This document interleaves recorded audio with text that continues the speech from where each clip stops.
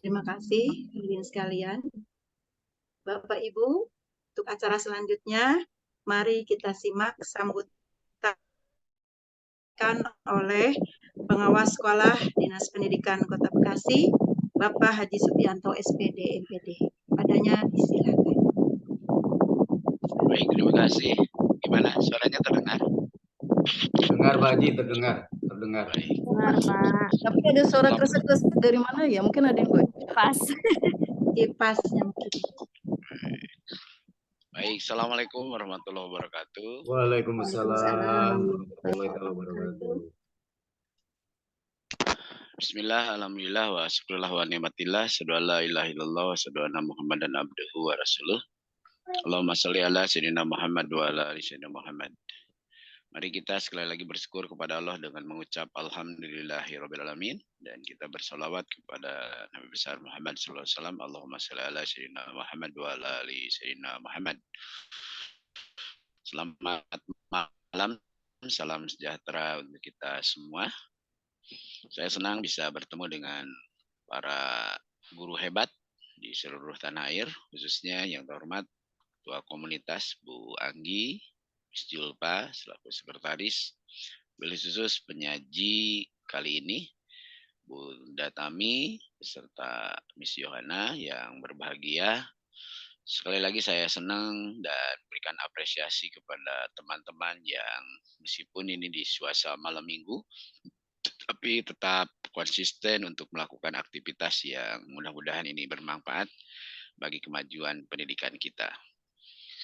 Karena itu, pada kesempatan ini teman-teman semua, rangkaian ini insya Allah akan dilakukan selama 13 episode dan sekarang sudah memasuki yang kelima ya kalau nggak salah. Nah, masih ada 13 dikurangi 5, 8 lagi ya. Mudah-mudahan ini terus berlanjut dan mudah-mudahan teman-teman semua di seluruh penjuru tanah air bisa mengikutinya. Dan hari ini atau malam ini insya Allah akan dibahas tentang asesmen pembelajaran, di mana ini terjadi perubahan sesuai dengan Permendikbudristek nomor 21 tahun 2022. Di mana dulu kita mengenal ada istilah ujian, ada istilah ulangan, ya. Nah, sekarang lebih namanya relevan disampaikan dengan asesmen. Artinya bahwa proses asesmen ini ditujukan untuk melihat kondisi anak itu di awal sebelum pelajaran seperti apa, sesudah belajar seperti apa, dan lebih cenderung bagaimana memperlakukannya, bukan untuk menjudge apakah dia hebat atau tidak hebat, tapi justru menentukan memberikan layanan bagi anak didik kita. Karena bagaimanapun juga anak didik kita itu adalah hebat pada bidangnya. Semua adalah istimewa, semua adalah keren. Nah, kalaupun mungkin di sekolah ada anak yang maaf misalnya ditemukan ada yang mengalami hambatan, saya kira karena di sekolah kita ilmu yang dipelajarinya terbatas.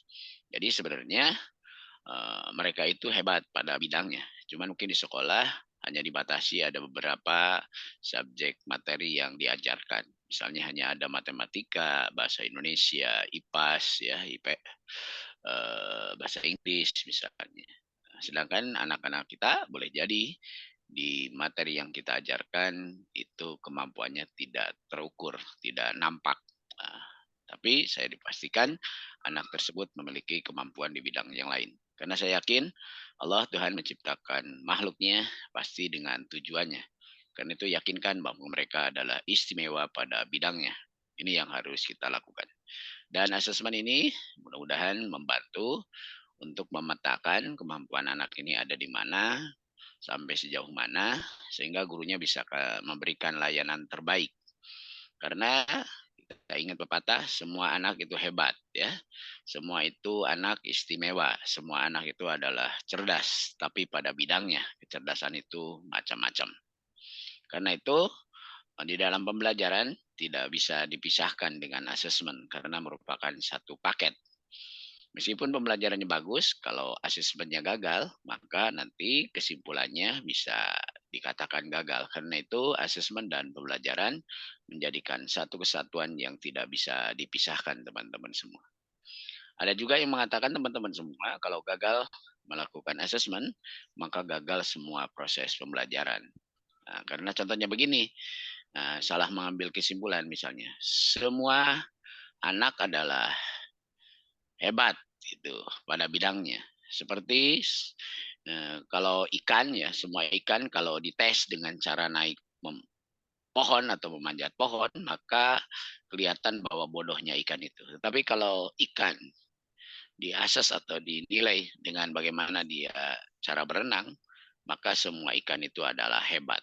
Karena mereka bisa melakukan berenang semua ikan. Nah itu teman-teman semua. Karena itu pada kesempatan ini akan dibahas oleh narasumber kita. Kebetulan beliau adalah salah satu kepala sekolah penggerak yang tentunya memiliki segudang pengalaman.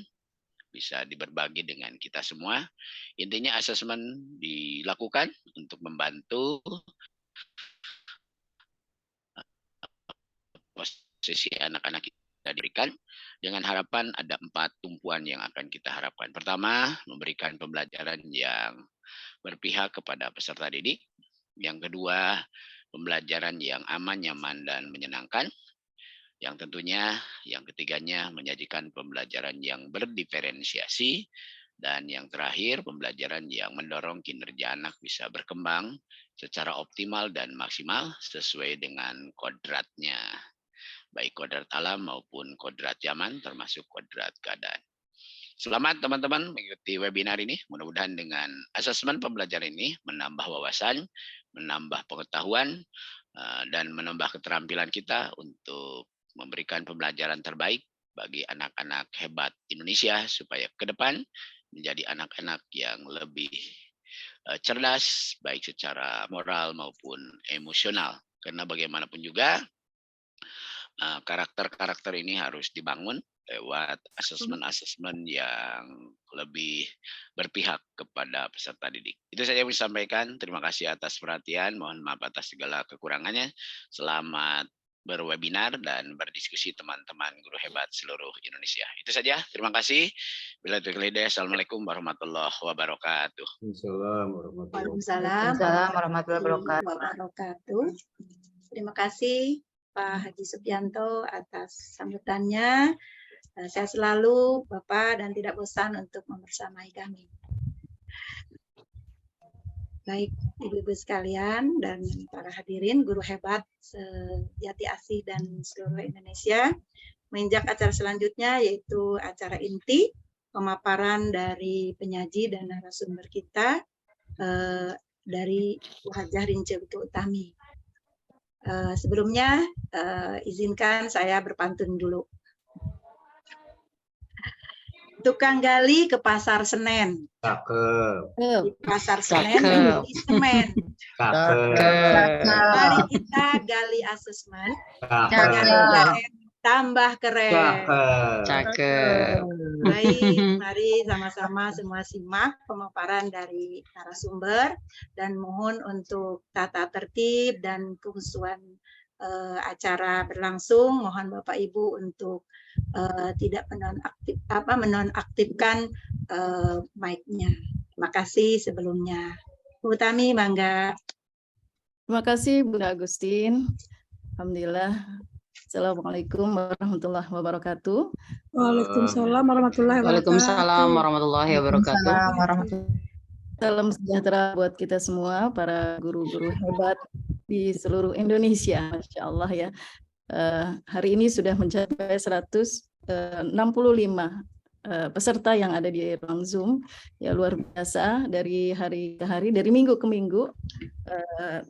Ini bisa terus ya meningkat ya pesertanya di Masya Allah, menunjukkan bahwa ini proses pembelajaran yang efektif ya. Ini merupakan asesmen juga sebenarnya. Baik, yang sama-sama kami hormati Bapak Pengawas Dinas Pendidikan Kota Bekasi, Bapak Juspianto, yang senantiasa memberikan motivasi dan membersamai kita dan kegiatannya, serta para guru-guru hebat ya, di Jati Asih, teman-teman kepala sekolah, teman-teman sekolah penggerak, kepala sekolah penggerak, dan juga tentunya ketua komunitas Ibu Anggi dan Miss Zulfa ya, serta tentunya guru-guru hebat di seluruh Indonesia, Masya Allah. Mudah-mudahan teman ini bukanlah hal yang pertama, bukanlah yang terakhir, tapi menjadi hal yang pertama untuk kita memulai langkah berikutnya dan berikutnya lagi, belajar dan belajar lagi. Mohon izin saya share screen untuk materi kita. Ini sama host ya, Bunda Yuk berarti yang itu ya. Bunda Yuk mohon maaf di share yang materi saya.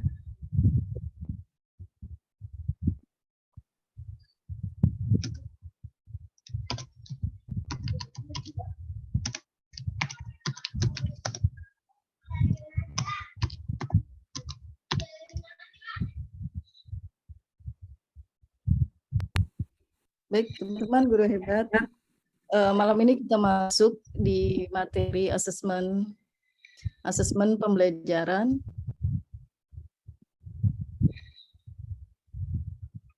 Ya, saya mengambil kelihatan belum? Nggak kelihatan, Bun, nggak, Bu Guru. Belum kelihatan. Sudah kelihatan. Sudah kelihatan. Sudah kelihatan. Ya. Ya, kelihatan. Saya mengambil tema yang menggelitik buat saya ya, ditambahkan selain asesmen pembelajaran juga ada paradigma asesmen di sini, sangat menarik saya kira untuk kita coba diskusikan malam ini. Selanjutnya slide berikutnya lanjut kita akan memanfaatkan waktu ya, karena slide ini cukup panjang. Dengan singkat saja teman-teman bisa nanti membaca materi ini juga akan kita share di linknya. Ini biografi saya, nanti bisa dibacakan secara lengkap ya sendiri. Lanjut saja teman-teman semua. Nah, ini adalah peta konten dalam memahami pengimplementasian kurikulum Merdeka. Kita tahu ada 4 langkah ya, dan langkah yang malam ini kita akan bahas itu memahami pembelajaran dan asesmen di langkah yang kedua. Lanjut Ibu. Ya. Langkah yang kedua, di sini ada prinsip pembelajaran dan asesmen, pembelajaran sesuai dengan tahapan peserta didik, perencanaan pembelajaran dan asesmen, perencanaan pembelajaran, pengolahan dan pelaporan hasil asesmen. Namun kami sudah sepakat ya untuk membagi-bagi dalam hal pendalaman materi-materi tersebut. Jadi hanya beberapa hal saja yang akan disampaikan untuk malam ini. Lanjut Ibu. Ya, lanjut.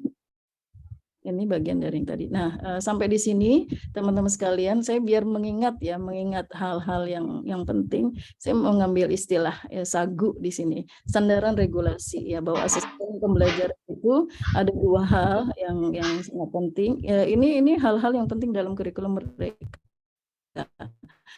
Ya, nomor 5, nomor 7, nomor 16, nomor 21. Adapun asesmen pembelajaran itu ada di nomor 21 tahun 2022 ya, di mana di situ standar penilaian dari Kemendikbudristek sangat terlihat jelas ya. Kemudian juga panduan yang terkait dengan kurikulum Merdeka, panduan pembelajaran dan asesmen itu juga harus kita baca sebagai seorang pendidik agar kita tidak melangkah di luar jalur ya. Langkah kita itu ada yang mengayomi, ya, ada yang menjadi petunjuk jelasnya. Ya, karena itulah menjadi sandaran buat kita untuk melangkah di proses pembelajaran di sekolah kita masing-masing. Baik, lanjut Ibu. Ini sudah ada link-linknya ya teman-teman, nanti bisa dibuka juga kalau di laptop itu. Lanjutnya adalah Safi Sandaran Filosofi. Saya mengambil beberapa filosofi dari Ki Hajar Dewantara yang sangat menggugah perasaan, sangat banyak ya. Saya memiliki buku Ki Hajar Dewantara itu dua buku tebal-tebal sekali dan isinya syarat dengan nilai-nilai ya, karakter yang luar biasa. Tidak heran beliau menjadi Bapak Pendidikan Indonesia ya. Dan ini saya ambil 5 untuk menjadi pengingat diri saya. Dan yang ketiga hal yang menarik ya. Yang 3 di sini bagaimana kita melatih bernalar kritis. Beliau mengatakan ya, kemerdekaan hendaknya didekatkan terhadap caranya anak-anak berpikir, yaitu jangan selalu dipelopori atau disuruh mengakui buah pikiran orang lain. Akan tetapi biasakanlah anak-anak mencari sendiri segala pengetahuan dengan pikirannya sendiri. Ini luar biasa ya. Sudah lama sekali sejak beliau saat itu sudah berpikiran maju ke depan ya, bahwa anak-anak itu sudah dimulai untuk melakukan penalaran kritis ya sejak dini ya, luar biasa. Lanjut Ibu.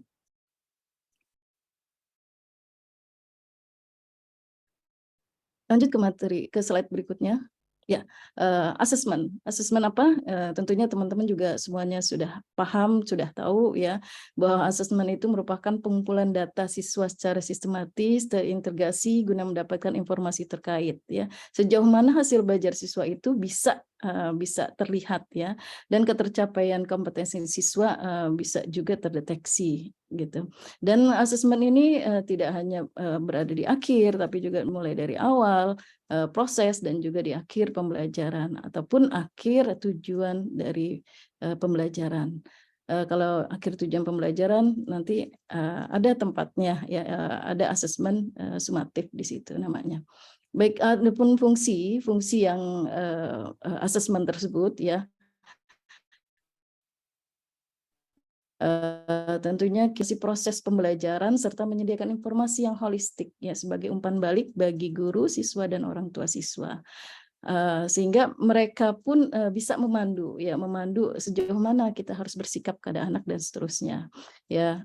Tentunya nanti ya dalam alur siklusnya itu akan sampai kepada pemetaan anak-anak belajar di dalam kelas ya. Kemudian fungsi berikutnya membantu menjelaskan kemajuan belajar dan menentukan keputusan tentang langkah selanjutnya. Apakah sang guru itu harus memberikan remedial ataukah memberikan pendampingan coach tertentu bagi anak tertentu dan seterusnya. Itu kita akan mengambilnya yang tadi dikatakan oleh Pak Haji, bagaimana kita seorang guru mampu mengambil asesmen, mengambil hasil dari asesmen itu secara bijak ya, jangan salah mengambil kesimpulan ya, karena anak tidak selesai prosesnya sampai di sini, tapi proses mereka masih panjang ya. Memberikan informasi yang bermanfaat tentang karakter, kompetensi, kemudian hasil asesmen digunakan juga untuk seluruh yang ada ya, siswa, guru, orang tua dan seterusnya. Kemudian memantau hasil belajar, mendeteksi untuk kebutuhan remedial dan seterusnya. Ya, ini dari fungsi-fungsi yang kita pahami terkait dengan asesmen ya. Lanjut Bu. Slide berikutnya. Ya, ini 5 prinsip yang harusnya kita memahami dalam membuat asesmen. Ini saya buat di dalam Canva ya, untuk mengingatkan juga ya bahwa asesmen itu merupakan bagian yang terpadu. Dia tidak berdiri sendiri atau dia tidak ujuk-ujuk ya. Teman-teman kalau mengambil asesmen dari manapun, misalkan dari PMM ya, di situ banyak sekali ya contoh-contoh asesmen yang bisa kita ambil, tapi tidak semata-mata langsung kita ambil ya. Kita harus menyesuaikan dulu dengan dengan ATP yang kita buat di sekolah. Biasanya kalau teman-teman mengambil modul ajar, di situ sudah ada asesmen yang memang sesuai dengan TP yang tertulis di situ gitu ya. Jadi kalau kita membuat sendiri, tentunya itu harus menjadi satu kesatuan, satu keterpaduan antara CP, di mana CP itu kan sudah ranah kognitif ya, sudah holistik di situ ya, kemudian diturunkan jadi TP dan ATP. Yang kedua dirancang dan dilakukan sesuai fungsi asesmennya. Ketiga dirancang secara adil, proporsional, valid dan dapat dipercaya. Yang tadi dikatakan bahwa tidak mungkin kita mengasesmen semuanya sama ya. Kalau ikan ya kita harus melihat bagaimana ikan berenang, bukan bagaimana ikan memanjat pohon gitu ya. Jadi memang suatu analog yang mudah kita pahami. Demikian juga dalam memandang anak-anak kita harus memberikan ya porsinya sesuai dengan kemampuan, kebutuhan, dan kapasitas anak-anak kita. laporan bersifat sederhana dan informatif yang bisa diberikan oleh para guru ya. Nah, dari hasil asesmen tersebut kemudian para guru menyajikannya dalam laporan yang sederhana tapi informatif ya, untuk semuanya bisa diketahui dan dibaca. Kemudian hasil asesmen digunakan sebagai bahan refleksi buat siapa? Buat kita, guru, pendidik, orang tua, dan juga anak-anak didik kita. Jadi ini bisa bermanfaat untuk semuanya. Tidak ada lagi membeli kucing dalam karung ya. Asesmen ini satu keterbukaan yang untuk kita refleksikan bersama-sama. Baik, lanjut di slide berikutnya. Ini teman-teman semua, menurut nomor 21 ya Kemendikbud Ristek ya, nomor 21 tahun 2022, asesmen itu dibagi dua, formatif dan sumatif ya. Apa sih gitu ya asesmen sumatif dan bagaimana? Tentunya di sini kita tahu asesmen itu seperti yang tadi sudah dilakukan dalam fungsinya sebagai umpan balik ya bagi peserta didik, terus kemudian untuk guru bisa memperbaiki proses belajar dan seterusnya ya. Ini yang masuk di sini adalah as learning dan for learning. Nanti akan dilihat dalam slide berikutnya ya. Kemudian ada asesmen sumatif, yaitu yang dilakukan guru setelah selesai melakukan proses pembelajaran atau dilakukan sekaligus untuk dua atau lebih tujuan pembelajaran yang telah diselesaikan.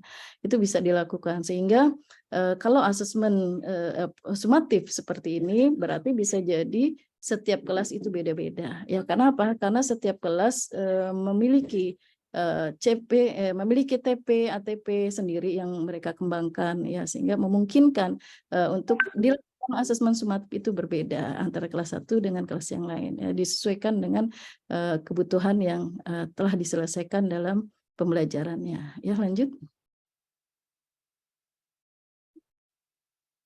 Slide berikutnya ini jenis asesmen, as learning, for learning, dan off learning ya, sebagai refleksi proses pembelajaran, perbaikan proses pembelajaran, dan evaluasi pada akhir proses pembelajaran. Untuk penilaian sendiri yang nanti akan dilaporkan itu yang off learning, yang sumatif ya, asesmen sumatif. Adapun asesmen formatif itu tidak menjadi bagian yang menjadi nilai raport ya, seperti itu.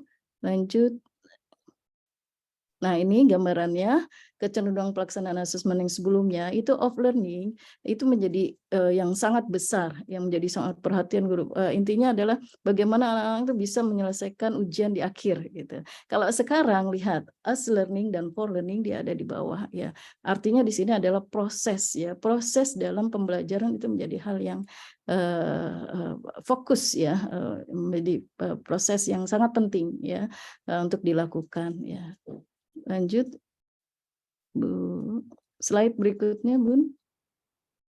Ya, nah sekarang refleksi teman-teman semua. Bisa mungkin Kak kita coba sejauh mana asesmen formatif itu bagi guru dan sejauh mana bagi siswa. Boleh untuk dituliskan di kolom ini ya, di kolom tanya jawab di kolom chat yang ada. Silakan ya teman-teman boleh menuliskan sejauh mana asesmen formatif itu bagi guru dan juga bagi siswa.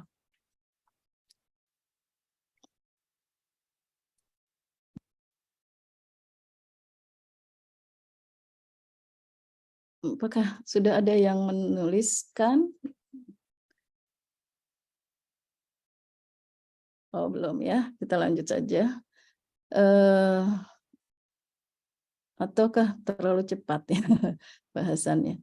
Baik, lanjut Bu Yo untuk ya ini kita mengenal tujuan asesmen awal ya secara umum.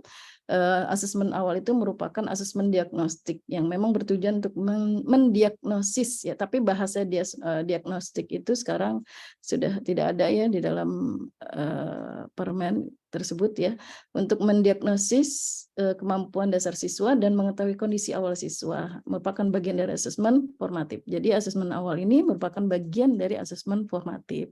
Asesmen awal terbagi menjadi asesmen non kognisi dan asesmen diagnosis kognitif ya. Tujuan dari masing-masing asesmen diagnostik tersebut adalah sebagai berikut ya.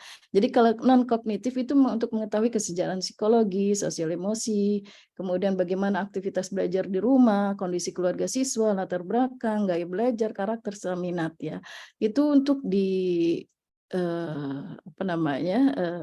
tujuan dari yang non kognitif ya. Jadi kita di sini menggunakan teknik wawancara dan sebagainya, nanti ada ya modelnya. Kemudian yang kognisi itu untuk mengidentifikasi capaian kompetensi siswa, menyesuaikan pembelajaran di kelas dengan kompetensi rata-rata, yang memberikan kelas remedial atau pelajaran tambahan. Jadi tujuan dari kognisi itu untuk melihat sejauh mana dan nanti ini pun akan bisa dipetakan ya, dari hasil dari asesmen keduanya ini bisa dipetakan, anak itu akan akan ditempatkan di kelompok yang mana dan seterusnya ya. Nanti kita akan lihat berikutnya slide. Ya, ini masih asesmen awal non kognisi. Di awal pembelajaran tuh bisa dilakukan ya dengan menggali hal-hal yang tersebut tadi sudah disebutkan. Kemudian tahapannya juga kita tetap seorang guru ya menggunakan tahapan persiapan, kemudian pelaksanaan dan tindak lanjut ya, kita akan lihat. Dan di sini intinya adalah bagaimana keterampilan bertanya seorang guru itu sangat penting ya. Jadi kita menggali sebanyak-banyaknya informasi apa yang dimiliki oleh seorang anak gitu ya. Bisa lewat anak itu sendiri ataupun wawancara dengan orang tuanya. Seperti itu. Lanjut Bunda. Ya, ini asesmen awal non kognisi ya, masih seperti tadi contohnya di sini ya, contoh kegiatan persiapan ya. Jadi kita menyiapkan pertanyaan-pertanyaan pemandu ya, seperti apa yang sedang kamu lakukan, apa yang sedang kamu rasakan hari ini gitu ya. Bagaimana perasaanmu saat belajar di rumah? Apakah kamu ketika belajar di rumah senang belajar sendiri atau ditemani oleh ayah atau ditemani oleh ibu dan seterusnya. Itu gambaran dari contoh pertanyaan-pertanyaan. Kemudian membuat daftar pertanyaan kuncinya gitu ya. Jadi kita guru bisa melihat hasil dari jawaban anak itu seperti apa dan nanti akan kita lihat bagaimana kecenderungannya seperti itu. Lanjut. Ini untuk persiapan, lalu ketika pelaksanaannya, di sini bisa melalui bercerita, kreativitas motorik halus, menggambar, itu bisa kita lakukan ya. Kalau ini memang untuk yang anak-anak kelas 1 ya, kelas 1, kelas 2 masih bisa kita lakukan seperti ini. Untuk anak-anak kelas tinggi pun sudah bisa, mereka bisa lakukan atau menulis sendiri apa perasaan yang mereka rasakan dan seterusnya. Ada contohnya berikutnya. Ini masih awal ya, non kognisi. Di sini non kognisi seperti pertanyaan ini. Oh, ini strateginya ya, Bapak Ibu semuanya. Bagaimana saat siswa menjawab pertanyaan di sini dan saat siswa balik bertanya ya, di sini ada kita harus seorang guru itu harus langsung menjawab pertanyaan siswa, kemudian membantu siswa untuk dapat menjawab pertanyaannya sendiri. Jadi tidak langsung diberikan jawaban ya, tapi bagaimana guru bisa menggiring ya untuk membantu siswa menjawab pertanyaannya sendiri. Kemudian saat siswa menjawab pertanyaan itu, guru pun memberikan tanggapan yang mengarahkan kembali pertanyaan dengan pertanyaan berikutnya, kemudian mungkin bisa memparafrasekan pertanyaan tersebut sehingga mudah dipahami gitu ya. Kemudian kita pun harus bersabar menunggu beberapa saat sampai anak itu mau menjawab. Terkadang anak itu memang bisa cepat ketika ditanya cepat menjawab, ada juga yang masih malu-malu ya. Kita seorang guru harus sabar ya sambil menunggu ya jawaban mereka. Baik teman-teman, lanjut Bu yuk. Nah, ini contoh dari asesmen diagnostik non kognisi untuk kelas 4 ya. Kelas 4 itu gambaran seperti ini. Dan ini bukan hanya satu lembar tapi bisa ada sampai 5 lembar ya terkait dengan apa yang ingin kita ketahui lebih jauhnya. Dan ini Masya Allah ya gurunya sangat kreatif sekali. Lanjut Bu Yo. Ini gambaran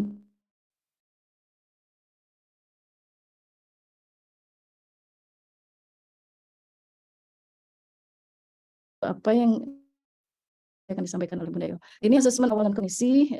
Setelah kita mengasesmen apa yang kita lakukan, sini ada beberapa tindak lanjut ya. Ketika identifikasi siswa dengan ekspresi emosi negatif, maka kita harus mengajaknya berbicara empat mata ya. Kita gali lebih dalam lagi terkait dengan anak itu ya. Kalau tadi mungkin masih belum, masih selintasan, tapi kita catat gitu ya.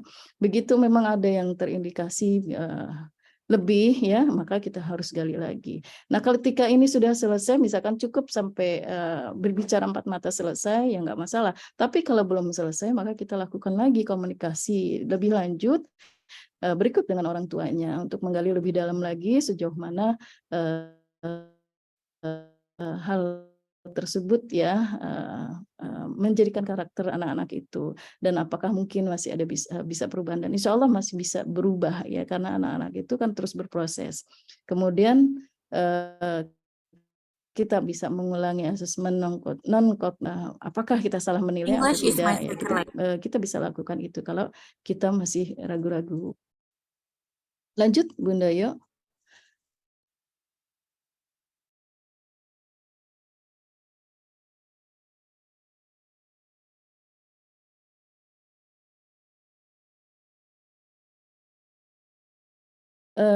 Slide berikutnya. Ini asesmen awal kognisi. Sebelum itu kita lihat dulu yang sudah ada di room chat. Itu Masya Allah, di sini udah banyak sekali. Alhamdulillah. Ya, bagi guru untuk mengetahui sejauh mana siswa mengetahui pelajaran yang akan diampu. Ya, bagi guru untuk mengetahui sejauh mana efektivitas proses pembelajaran penting untuk diketahui ketercapaian TP yang kita buat ya, bagus ini bagi guru sebagai bahan refleksi, membantu mengingat materi pembelajaran yang telah diberikan hari itu, kemudian juga mengevaluasi cara mengajar guru ya tepat benar untuk siswa sebagai capaian pembelajaran, capaian pembelajaran bagi siswa. Kemudian bagi siswa berguna untuk refleksi dengan memonitor kemajuan belajar dan tantangan yang dialami, bagi guru merefleksikan strategi pembelajaran yang digunakan. Ini subhanallah. Ini bagus-bagus jawabannya, dan insya Allah ya untuk asesmen pemahaman terkait dengan asesmen sudah kita dapatkan. Dan selanjutnya ini adalah siklus perencanaan ya. Tadi kita kalau tadi non kognisi, sekarang kognisi. Asesmen awal yang kognisinya. Di kognisinya tentunya kita di sini ada beberapa hal yang dilakukan. Sebelum masuk ke situ, kita lihat bagaimana siklus perencanaan pelaksanaan pembelajaran tersebut. Yang pertama sekali tentunya seorang guru merencanakan pembelajaran termasuk asesmen formatif dan sumatif di dalamnya. Ya, jadi ketika merencanakan pembelajaran, kita menurunkan CP menjadi TP, kemudian ATP, membuat modul ajar. Nah, tentunya di dalam situ asesmen sudah masuk di dalamnya ya, mau baik asesmen formatif maupun asesmen sumatif. Jadi itu jadi satu kesatuan yang terpadu ya, tidak bisa dilepaskan sendiri-sendiri. Kemudian melakukan asesmen formatif di awal pembelajaran untuk memetakan kesiapan belajar. Nah, dari sini mulai masuk pembelajaran yang terdiferensiasi. Bagaimana kita harus mensikapinya. Kemudian menyesuaikan rencana yang telah dibuat agar sesuai dengan kesiapan atau capaian belajar dari hasil asesmen yang awal ya, baru kemudian melaksanakan pembelajaran dengan berbagai metode asesmen formatif. Itu pun bisa berjalan setelah kita melihat bagaimana asesmen awal itu. Lalu kemudian di akhir melaksanakan asesmen sumatif untuk mengetahui ketercapaian tujuan pembelajaran, yang akhirnya kembali lagi kepada perencanaan dari hasil asesmen itu untuk melihat bagaimana intervensi kita sebagai seorang guru untuk melakukan pembelajaran berikutnya ya, apakah perlu pengulangan ataukah hanya pengulangan sebagian, ataukah kita lanjut gitu ya pembelajarannya. Dan itu ya semuanya kita peroleh dari hasil asesmen awal, proses, dan juga di asesmen sumatif. Lanjut Ibu. slide berikutnya. Nah, di sini ada apa ya namanya, ada kunci ya. Bagaimana sih kalau diagnostik kognitif ya, persiapan awal itu 226 dua pertanyaan sesuai kelas ya, 2 pertanyaan sesuai kelas, 2 pertanyaan dengan topik satu kelas di atasnya, dan 6 pertanyaan dengan topik satu kelas di bawahnya. Nanti kita akan lihat bagaimana kalau anak-anak belum bisa, kebanyakan belum bisa menyelesaikan 6 pertanyaan topik satu kelas di bawahnya, ya yang 2 yang hari itu, yang pembelajaran baru, dan yang satu kelasnya juga akan kesulitan bagi anak-anak tersebut. Nah, ini kita berikan intervensi ya seperti apa dan seterusnya ya.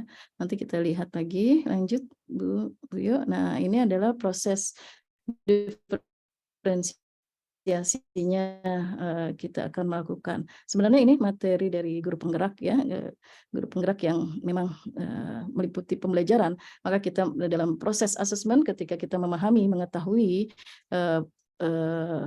anak-anak murid kita, maka kita coba petakan. Nah, ketika kita coba petakan, maka perbedaannya itu bisa ada di 3 hal, di konten, proses, dan produk ya.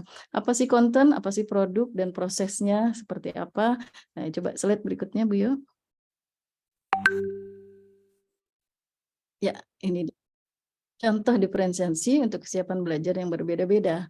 Jadi teman-teman bisa melihat ya bagaimana ketika kontennya ya kita menyediakan sumber belajar yang bervariasi, tidak hanya satu, baik dari segi kompleksitas materi ataupun keterbacaannya. Yang menyediakan teks untuk berbagai tahap membaca, bisa dengan membantu mendebalkan kata kunci untuk memudahkan siswa memahami teks dan lainnya. Ya, ini bisa tentunya sesuai dengan kebutuhan yang ada di kelas kita masing-masing. Kita akan lihat sejauh mana anak-anak kita, karena tentunya pasti berbeda setiap sekolah ya, setiap satuan pendidik, sekolah yang ada di perkotaan, sekolah yang ada di pedesaan, di pegunungan, di pesisir laut ya, dan seterusnya, itu pasti akan berbeda. Dan kita harus, guru harus jeli, harus bijak membuat konten-konten yang sesuai kebutuhan anak ya. Kemudian proses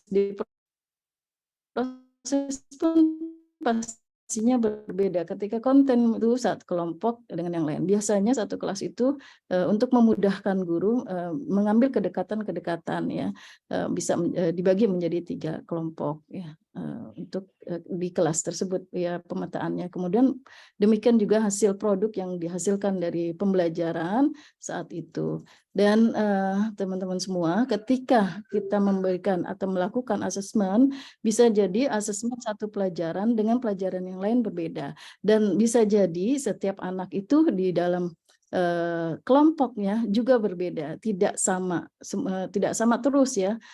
Ketika pelajaran itu masuk pelajaran matematika, bisa jadi dia anak tersebut beda dengan kelompok ketika belajar IPAS misalkan, dan seterusnya gitu. Karena memang kemampuan ini, asesmen ini akan melihat kemampuan per individu. Ya, lanjut Bu. Ini dia panduan dalam mengelompokkan. Jadi intinya kelompok tidak permanen sepanjang waktu ya, atau 1 semester udah cukup nih kelompoknya ini aja gitu ya. Tidak, tapi dia setiap mata pelajaran itu bisa berbeda ya. Kemudian guru tentunya harus mencari ya, memikirkan bentuk tantangan yang beragam ya, agar anak-anak yang sudah mahir tambah mahir gitu, yang belum mahir ya dia mampu untuk berdedikasi lagi, lebih baik lagi, dan seterusnya ya. Kemudian dipikirkan juga bagaimana pendampingannya gitu ya, apakah penambahan jam atau lainnya. Kemudian beragam peran juga bisa dipilih peserta didik dalam membangun kompetensi ya. Jadi di sini benar-benar peserta didik masing-masing itu diketahui ya, masing-masing mengetahui, masing-masing individu pun mengetahui apa yang harus dilakukan. Lanjutnya Bu. Di sini kondisinya ketika kita melihat mayoritas murid sudah memahami materi dan kompetensinya sudah tercapai, maka program pembelajaran bisa dilanjutkan, itu tindak lanjutnya. Ketika terdapat beberapa murid yang mengalami kesulitan, hanya dilakukan intervensi ke murid yang membutuhkan. Kalau mayoritas murid belum memahami materi ya, kita seorang guru harus bisa merubah strategi pembelajaran ya. Bagaimana nih ya untuk ketercapaian pembelajaran berikutnya ya, agar kita berdaya guna. Dan tentunya dibutuhkan seorang guru yang harus memiliki pola pikir bertumbuh. Ya, di sini yang menarik. Ya. Lanjut Bu, yuk. Nah, sekarang teman-teman ketika membahas masalah soal asesmen yang tertuang di dalam pikiran kita, bagaimana ya anak didik kita, bagaimana ya pendampingannya, ya ketika mengamati ya pendampingannya seperti apa, tanggapannya bagaimana, kita menanggapinya seperti apa, ya kita menyikapinya bagaimana gitu ya maksudnya. Ya jadi terus gitu ya di dalam pikiran seorang guru itu untuk berupaya memberikan yang terbaik buat anak-anaknya. Ini jadi refleksi buat kita. Ya lanjut aja Bu Yo. Nah, Ya, kameranya matiin aja ya. ini yang penting, pembelajaran kemampuan siswa bukan untuk mengejar target kurikulum. Ya, lanjut ke berikutnya. Nah, ini kita masuk kepada teknis asesmen, ada tertulis, observasi, project, lisan, wawancara, dan sebagainya. Lanjut Ibu. Ini sudah paham ya, insya Allah ya teman-teman. Instrumen asesmen juga, rubrik, checklist, anekdot, lembar pengamatan, jurnal, dan seterusnya. Lanjut Bu ya, biar tidak lama. Nah ini contoh bentuk asesmen formatif dan sumatif, bisa refleksi, esai, jurnal, poster, tes tertulis. Jadi ternyata banyak ya yang bisa digunakan dan itu bisa berbeda-beda gitu. Lanjutnya Bu ya. Ini juga yang tidak tertulis pun demikian, ada diskusi kelas, produk, ya, presentasi, drama, tes lisan. Nah ini juga bentuk asesmen formatif dan sumatif yang bisa dilakukan. Ya. Lanjut, contohnya mungkin, nah ini sebagai contoh cuplikan modul ajar. Ya, lihat bagaimana ini gambaran modul ajar yang singkat ya. Alurnya ya dari profil pelajar Pancasila bernalar kritis dan mandiri, kemudian tujuan pembelajarannya ada 2, lalu langsung ada asesmen sumatif di situ. Lalu lihat langkah-langkahnya, di sini ATP-nya dia ada aktivitas 1, aktivitas 2, aktivitas 3, aktivitas 4 dan aktivitas 5 itu sumatif. Nih ya, sumatifnya itu berupa project. Projectnya sama persis dengan asesmen sumatif yang sudah ada. Ya, seperti itu. Kemudian lanjut, Bu. Ini bisa dipelajari. Nah, ini dia paradigma assessment ya, teman-teman semua yang tadi di judul saya tergelitik dan sangat menarik ya.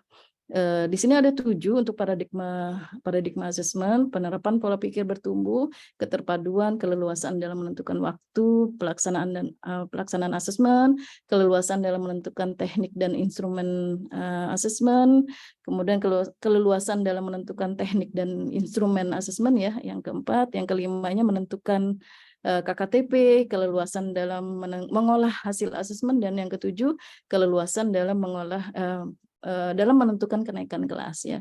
Jadi ini paradigma asesmen yang sangat menarik dan saya tergelitik ada di nomor 1, penerapan pola pikir bertumbuh ya.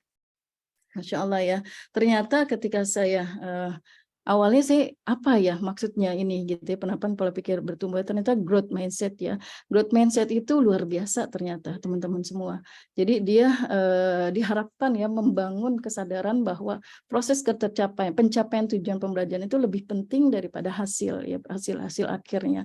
Ini tadi ya paradigma antara asesmen yang kemarin dengan asesmen yang hari ini ya. Kita lebih mementingkan proses ya daripada ujungnya gitu ya hasilnya.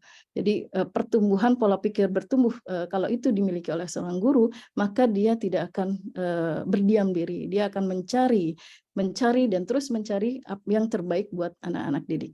Agar lebih gamblang ya penjelasan ini, saya mencari pemahaman terkait dengan growth mindset ini. Lanjut Bu di berikutnya, di slide yang setelah ini. Setelah ini lanjut. Slide berikutnya setelah ini. Ya, nah ini dia. Saya ambil dari ruang guru Bapak Ibu sekalian itu di sini kelihatan jelas ya bagaimana growth mindset dan fixed mindset ya. Kalau fixed mindset itu dia menghindari tantangan ya. Sementara growth mindset dia merangkul tantangan ya. Jadi masalah-masalah yang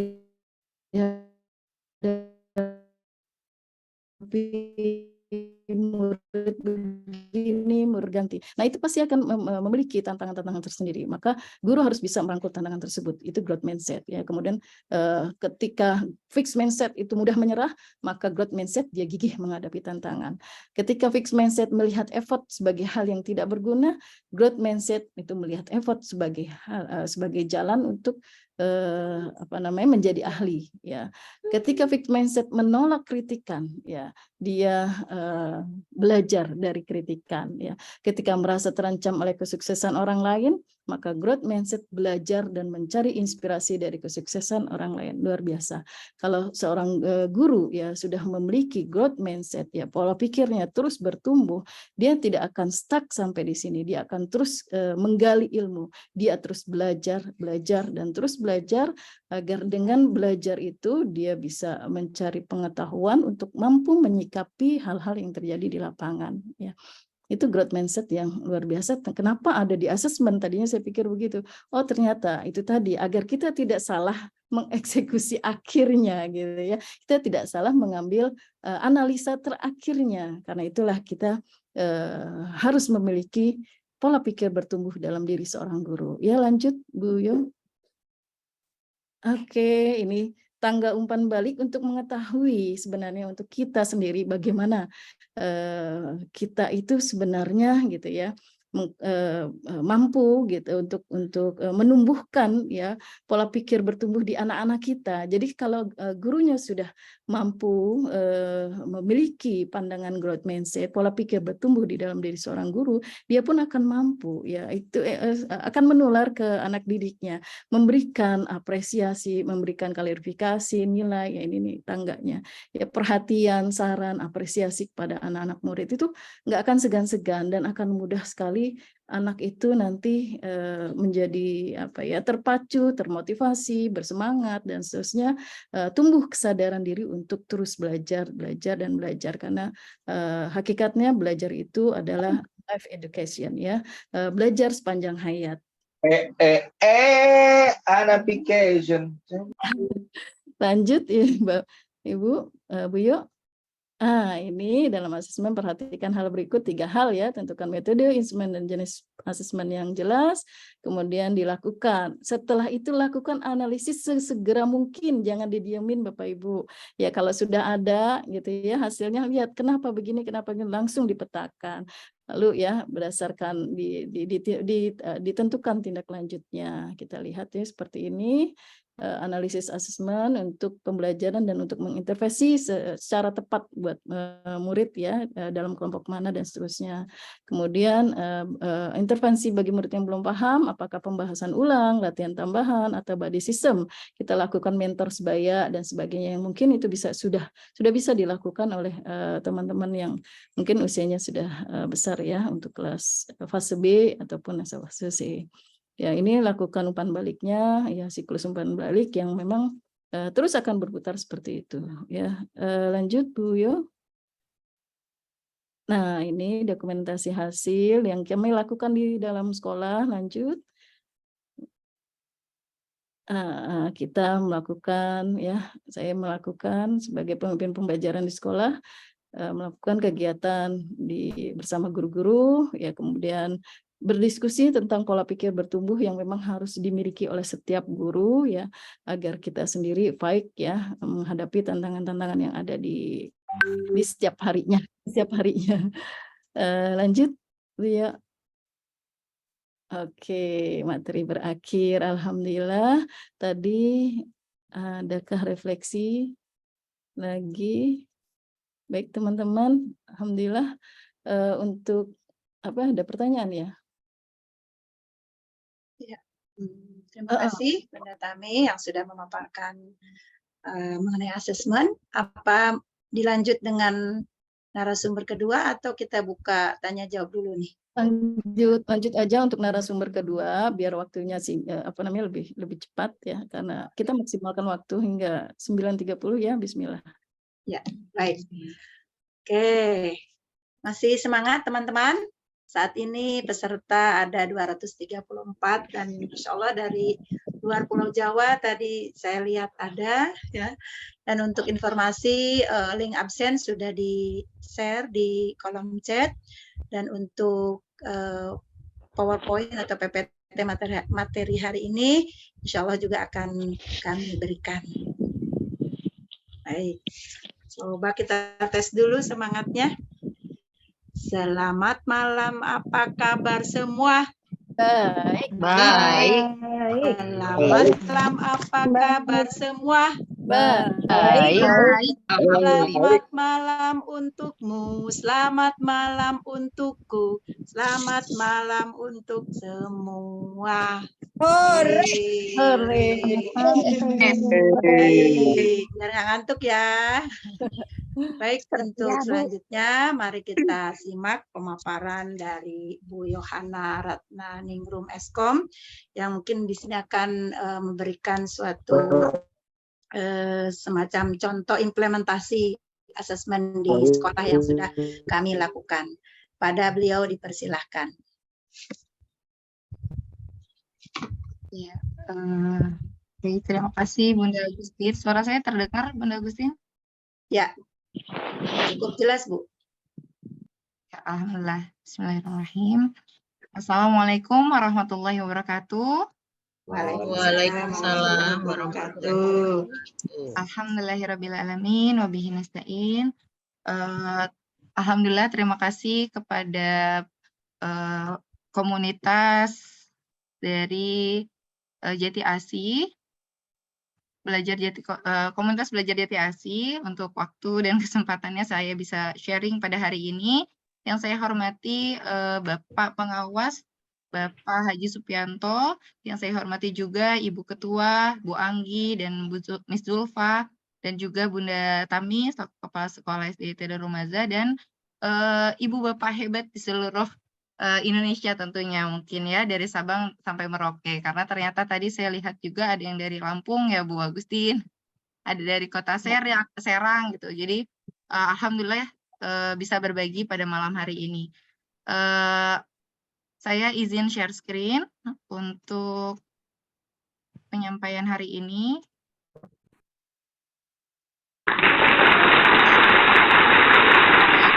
Oke. Ya, perkenalkan Bapak Ibu semua, saya Yohana Ratnaningrum, guru kelas 1 dari SDIT Darul Maza, dan alhamdulillah juga untuk tahun ini saya ada kesempatan untuk bisa berbagi praktik baik dengan bergabung bersama narasumber praktik baik.